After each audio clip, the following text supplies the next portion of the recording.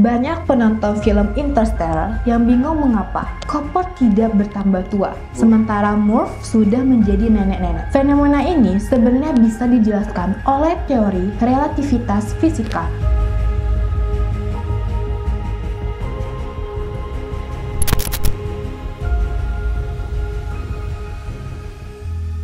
Halo Cok, ada yang udah nonton film garapan terbaru Christopher Nolan? Semenjak keluar filmnya ini, masih ngehits sampai sekarang. Buat kalian yang belum nonton film ini, aku rekomen banget kalian luangin waktu buat nonton film ini.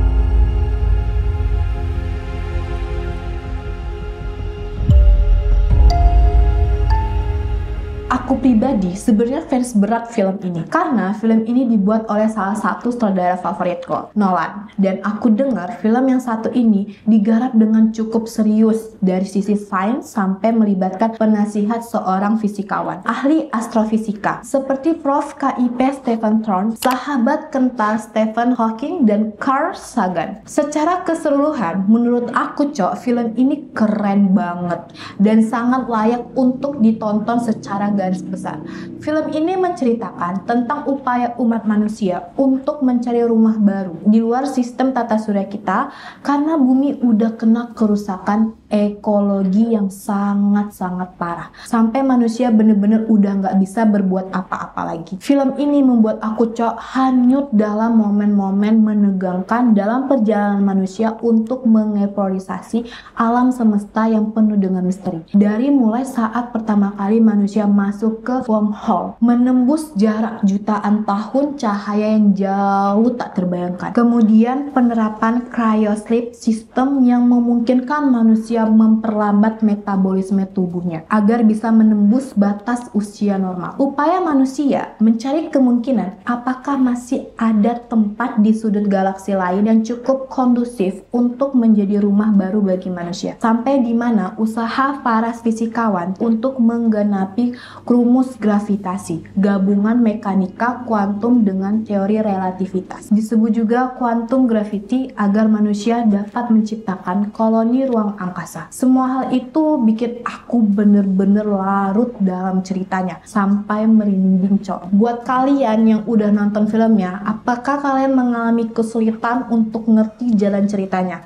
Oke. Emang harus aku akui, film Interstellar ini gak akan bisa kalian nikmati sejauh mana kerennya kalau kalian gak paham tentang prinsip-prinsip dasar fisikawan modern dan biokimia. Ada banyak konsep fisika modern yang menjadi dasar dari plot cerita, seperti konsep relativitas umum Einstein yang menerangkan tentang konsep dilatasi waktu intra-universe wormhole. Kemudian, konsep Hawking radiation dalam black hole, cryonic suspension, dan sedikit pemahaman biokimia dasar. Mungkin dari kalian nih pasti ada yang komen gini, "Widih, berat banget dong ya filmnya. Aku mana bisa paham ceritanya kalau harus ngerti konsep fisika yang serumit itu," gitu kan. Sebetulnya gak seserem itu juga kok. Beberapa istilah yang aku sebut di atas sebetulnya gak terlalu berat-berat banget kalau kalian tahu konsep dasarnya. Bukannya aku sok pintar ya, tapi emang pintar.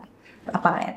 Apalagi kalau target kalian cuma untuk sekedar paham jalan cerita film Interstellar. Aku sendiri sebetulnya nggak mendalami fisika secara mendalam gitu, karena memang aku bukan profesor. Palingnya better pemahaman fisikaku sebatas dari apa yang aku dapat di pelajaran SMA. Sama sedikit banyak baca buku sains populer, tambah lagi nonton film-film dokumenter. Makanya nonton film itu yang berbobot, yang bisa menambah pengetahuan. Jangan nonton drakor aja kalian. Sedih-sedih cinta-cinta. Tapi aku nonton juga kok.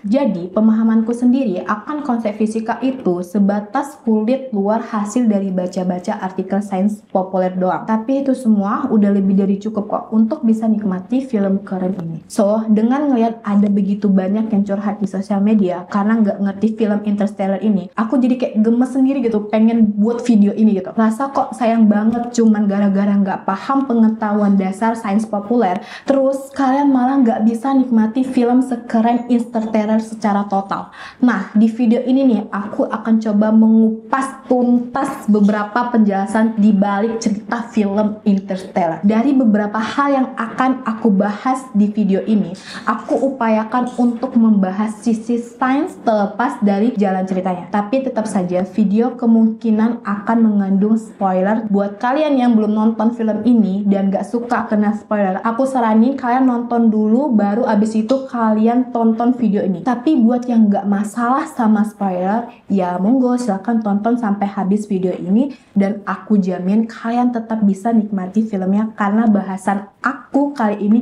lebih fokus pada sisi ilmiah daripada ngebahas jalan cerita. Oke cok, sebelum bahas lebih lanjut, aku mau tekanin dulu kalau nggak semua hal yang berkaitan dengan sains pada film Interstellar aku bahas secara detail. Soalnya topik sains pada film ini luas banget dan videonya nanti malah jadi kepanjangan kalau aku bahas secara detail. Jadi malah aku ngejelasin pelajaran fisika kalau aku ngejelasin panjang lebar gitu ya. So di video ini aku cuma akan bahas satu konsep. Setelah aku coba sempat nanyain ke beberapa teman-teman aku, dari sekian banyak hal yang bikin mereka gak ngerti film Interstellar, ternyata yang paling sering bikin mereka bingung dan gak ngerti sama filmnya itu adalah konsep dilatasi waktu. Waktu Cooper menjalankan misinya di luar angkasa, orang di bumi cepet banget jadi tua.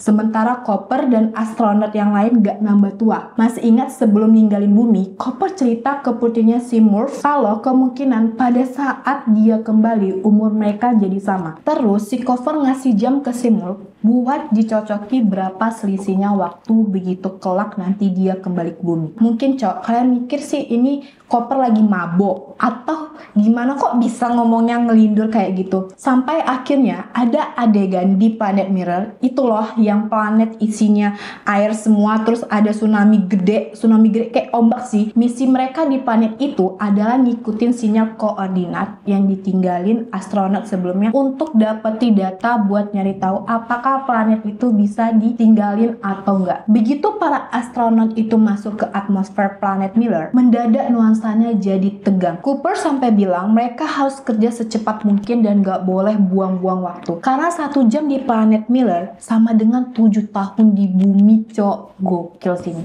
Sayangnya gara-gara kena tsunami, pesawat mereka butuh waktu cukup lama untuk ngeringin mesin sebelum akhirnya balik ke pesawat induk. Abis mereka balik ke pesawat induk, Endurance, mereka ngeliat si Romley, awak yang tinggal di pesawat induk, tiba-tiba udah jadi tua. Terus Cooper dapat banyak pesan video dari bumi selama 23 tahun sampai si Murph, anak ceweknya Cooper, umurnya udah sama dengan Cooper loh. Kok bisa gitu? Ya emang beneran bisa gitu. Hal ini emang udah terbukti dalam fisika modern, baik secara teoritis maupun secara pengamatan. Asik, keren banget kasih bahasa aku.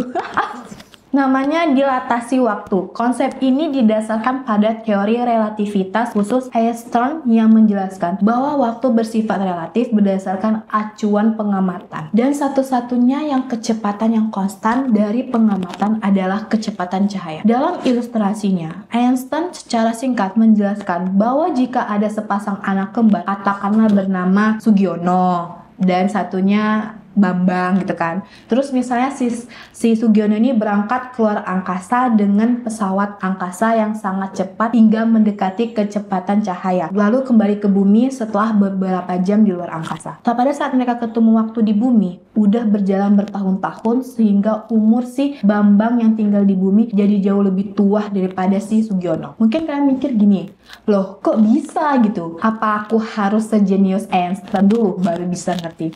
Nggak gitu juga sih. Jangan nyerah dulu, tapi emang konsep waktu dilatasi ini susah dibayangkan. Karena kita udah terbiasa sehari-hari mengalami waktu yang seakan-akan konstan. Baik kalian yang ada di ujung dunia manapun, 1 detik yang berasanya 1 detik, jadi emang wajar aja kalau kita sebagai manusia ya hidup pada ekosistem yang sama. Jadi sulit buat ngebayangi waktu yang relatif. Tapi walaupun sulit buat dibayangi, kita tetap bisa coba paham konsep yang relatif dengan penurunan rumus yang sederhana kok. Yuk, kita coba sama-sama telusuri konsep yang kesannya ajaib ini dengan pemahaman rasional kita. Oke, Kalian masih ingat kan jam tangan yang dikasih Cooper ke Murph yang jadi indikator perbedaan waktu antara mereka? Sekarang coba kalian bayangin kalau jam tangan analog itu diganti dengan sebuah alat indikator waktu yang lebih bisa dibayangkan secara matematis, yang kita namain aja sebagai jam cahaya. Jadi gini, kalian pernah nggak ada di dalam lift yang cerminnya saling berhadapan? Bayangan kalian itu sebetulnya refleksi dari cahaya yang saling mantul antara kedua cermin dengan kecepatan cahaya sama dengan 299,792,458 meter per second. Jelas mata kalian nggak bisa nangkep perubahan yang terjadi karena hal itu berlangsung secepat kecepatan cahaya. Jadinya kelihatannya bayangan kalian mantul seolah-olah sampai tak hingga. Sekarang kalian bayangin kalau yang aku maksud dengan jam cahaya itu adalah alat kecil sederhana berupa dua cermin yang saling berhadapan satu sama lain. Terus alat itu juga punya bermacam sensor yang bisa ngitung beberapa kali partikel cahaya atau foton memantul pada jam tersebut. Kenapa aku replace jam tangan analog dengan jam cahaya? Soalnya balik lagi ke postulat relativitas Einstein bahwa kecepatan cahaya itu konstan. Jadi pastinya jauh lebih akurat dan enak buat dibayangin. Sekarang dengan jam cahaya itu kita bisa ngitung satuan durasi waktu dengan menghitung beberapa kali partikel cahaya mantul dalam alat tersebut. Bayangin kalau Murph sama Cooper masing-masing membawa jam cahaya yang sama buat lebih gampang bayanginnya. Kita asumsikan mereka nggak terpisah keluar angkasa, tapi cuma terpisah dari Jakarta ke Bekasi aja. Kalian bayangin Cooper sama Murph masing-masing megang jam cahaya tersebut. Cuman si Murph berdiri dalam kondisi diam di peron stasiun kereta api Tebet Jakarta, sementara Cooper naik kereta menuju Bekasi pada jam cahaya. Si Murph yang cuma bengong di depan stasiun gak ikut naik kereta. Kita akan melihat jam cahaya berfungsi seperti normal. Partikel cahaya mantul vertikal ke atas dan ke bawah dengan jumlah tergantung beberapa jarak berdua cermin itu. Sementara jam cahaya punya si Cooper ikut bergerak bersama dengan kereta dengan kecepatan konstan, maka pantulan partikel cahaya tidak bergerak cuma vertikal ke atas, ke bawah, melainkan membentuk sudut diagonal. Dengan melihat bentuk lintasan cahaya, kita sudah bisa melihat kalau durasi satuan waktu Cooper gak sama dengan Murph. Karena partikel cahaya pada jam cahaya Cooper harus bergerak lebih jauh daripada jam milik Murph. Itu kasusnya kalau Cooper naik kereta. Sekarang kalau Cooper naik benda yang lebih cepat bergerak, misalnya pesawat luar angkasa. Artinya, semakin jauh jarak yang harus ditempuh partikel cahaya untuk menyelesaikan satu kali pantulan. Sekarang kita coba yuk hitung sama-sama berapa banyak sih bedanya waktu antara Cooper sama Murph dengan nuruni rumus fisika sederhana. Pertanyaannya, terus gimana nih nerapi rumus itu buat ngejelasi perbedaan waktu antara Cooper sama Murph? Gini, sekarang kita anggap aja pertama si Cooper naik pesawat luar angkasa dengan kecepatan 3000 km per detik. Kita ketahui kalau satuan kecepatan cahaya itu tetap yaitu C sama dengan cahaya sama dengan 299.792,45 km per detik. Maksudnya kalau dimasukkan ke rumus faktor Lorentz, maka kita dapat faktor Lorentz-nya adalah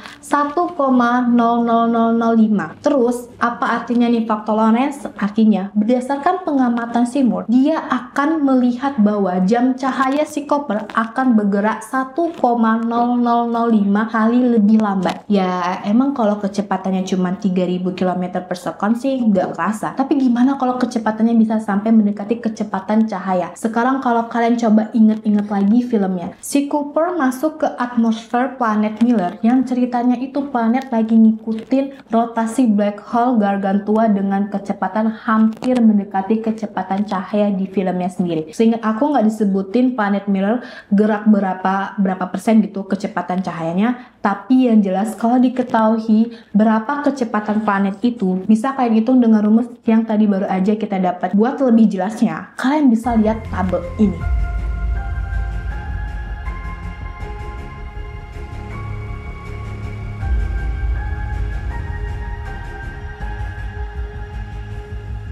Kalian paham kan, kalau semakin cepat Miller bergerak relatif terhadap pengamatan Morse, maka akan semakin lambat jam Cooper dilihat dari acuan Morse pada 99,99% kecepatan cahaya. Jam cahaya Morse sudah mantul sebanyak 70 kali, sedangkan jam cahaya si Cooper baru mantul 1 kali. Kalau Cooper bergerak dengan kecepatan ini secara konstan selama 1 tahun, waktu acuan Cooper, waktu yang berlalu di bumi tempat si Morse, udah berjalan 70 tahun. Hal ini juga berlaku dalam proses penemuan dan metabolisme tubuh manusia dalam siklus biologi tubuh manusia. Manusia menjadi tua karena regenerasi sel tidak bertahan selama-lamanya. Lama-kelamaan sel-sel diploid normal kehilangan kemampuan untuk membelah diri. Biasanya setelah sekitar 50 pembelahan sel secara in vitro.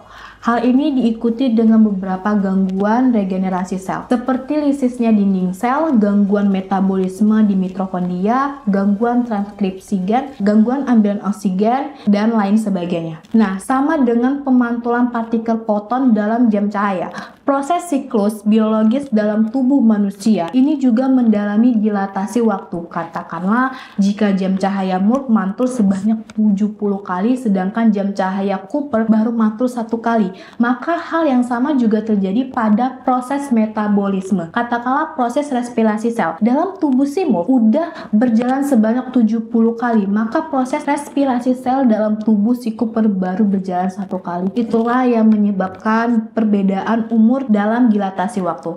Karena setiap pergerakan atom dalam tubuh manusia juga akan berorientasi pada tolak ukur, yaitu pada setiap perubahan materi relatif terhadap pengamat, atau yang dalam hal ini aku representasikan dalam konsep jam cahaya. Sekarang kalian beneran paham kan kenapa waktu balik ke bumi si Morse udah tua renta sementara Cooper masih kelihatan nampak muda? Karena pada kenyataannya waktu itu nggak seperti yang kita bayangkan. Dia cuma berjalan lurus dan berlaku dimanapun. Waktu itu relatif, masa itu relatif, dan jarak itu relatif. Satu-satunya yang konstan adalah kecepatan cahaya. Itulah cara alam semesta ini bekerja. Walaupun terkesan gak masuk akal bagi kita manusia, perlu kita sadari bahwa itu disebabkan karena pengamatan indrawi kita juga terbatas. Dan biasanya pengamatan karena kita terbiasa dengan kondisi penalaran ruang dan waktu yang linear. Sekarang dengan kalian menelusuri secara langsung konsep fisikanya, kalian gak akan cuma bisa sekedar ngomong sofoy, gua ngerti kenapa si Morse jadi tambah tua daripada Cooper itu karena konsep dilatasi waktu dan relativitas khusus kan. Tapi kalian sekarang bener-bener paham konsepnya, bener-bener masuk ke otak kalian, dan bahkan sekarang kalian juga bisa ngebuktiin sendiri konsepnya secara matematis. By the way, konsep di atas itu sebenarnya dipelajari di fisika SMA kelas 12. Makanya jangan tidur kalau guru fisika nerang itu ya kalian konsentrasi gitu. Sebetulnya efek dilatasi waktu di film Interstellar disebabkan oleh 2 hal. Pertama, karena tarikan gravitasi black hole yang sangat kuat atau relativitas umum. Yang kedua, karena planet Miller itu sendiri bergerak dengan kecepatan 55% kecepatan cahaya. Karena itu kecepatan optimum dia supaya tetap berada di orbitnya, atau sama seperti bumi punya kecepatan optimum supaya nggak jatuh ke matahari atau menjauh dari matahari, yaitu dilatasi waktu yang disebabkan kecepatan gerak planet Miller yang mendekati kecepatan cahaya itu. Sementara itu, untuk bagian relativitas umumnya nggak kita bahas di sini. Kalau rame kita bahas lagi, Cok. Pastinya. Secara matematis di atas kertas emang bisa dibuktikan, tapi emang secara pengamatan konsep dilatasi beneran kejadian di dunia nyata. Salah satu contoh lain yang mungkin lebih bisa kalian bayangi adalah satelit GPS yang ngirim sinyal ke smartphone supaya bisa ngebuka Google Maps. Satelit GPS yang berada di atas atmosfer bergerak dengan kecepatan tinggi. Jadi ada dilatasi waktu yang dialami satelit tersebut. Makanya waktu ngirim sinyal perlu ada sedikit kalibrasi atau adjustment yang memperhitungkan faktor dilatasi waktu supaya pengiriman sinyal GPS tetap akurat diamati oleh kita yang ada di bumi. Oke, Cok, segitu aja video dari aku. Jangan lupa like, comment, and subscribe, dan tonton terus video ceria dari aku. Sampai jumpa di next video. Bye bye. Mendidik itu maksudnya film yang makanya